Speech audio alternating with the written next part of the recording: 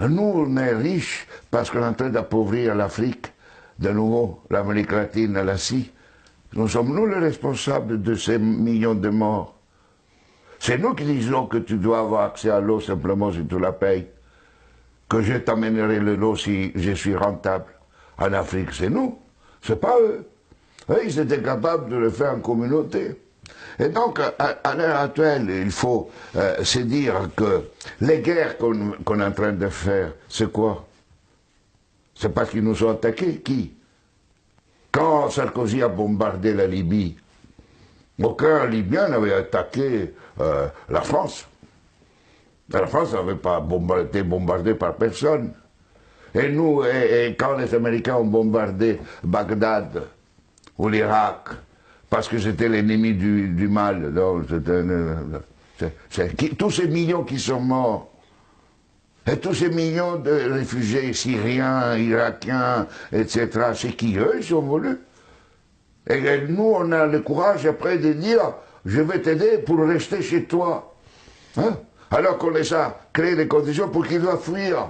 Et nous, on va dire hypocritement, cette Europe qui hypocritement donne 6 milliards à la Turquie, 2 milliards aux Libyens pour pouvoir tenir les gens qui viennent d'Afrique, où on est en train d'alimenter, nous, les guerres. Mais il faut s'arrêter de se raconter des balivernes ici. Hein? Il faut arrêter.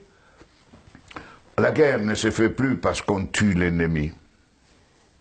La guerre est devenue, grâce à la technologisation, elle était aussi d'avant, mais elle est devenue une activité économique la plus rentable après l'industrie pharmaceutique et l'industrie informatique. On fait la guerre parce que c'est rentable.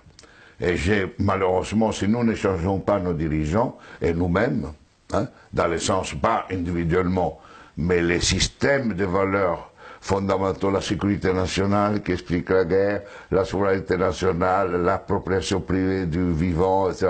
Tout ça, on fera la guerre. On fera la guerre, pourquoi? Parce que pour cela, deviendra une activité de plus en plus rentable.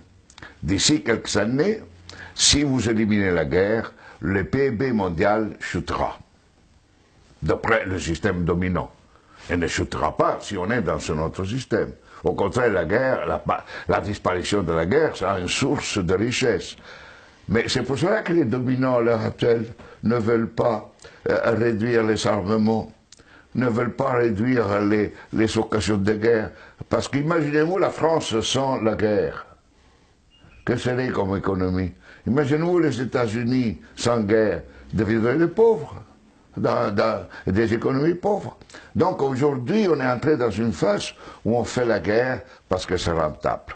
Et vous n'aurez aucun dirigeant actuel du monde qui arrêtera la guerre, parce qu'il sera crucifié, parce qu'il sera lapidé, parce qu'il va contre la logique. La guerre fait augmenter le PIB mondial.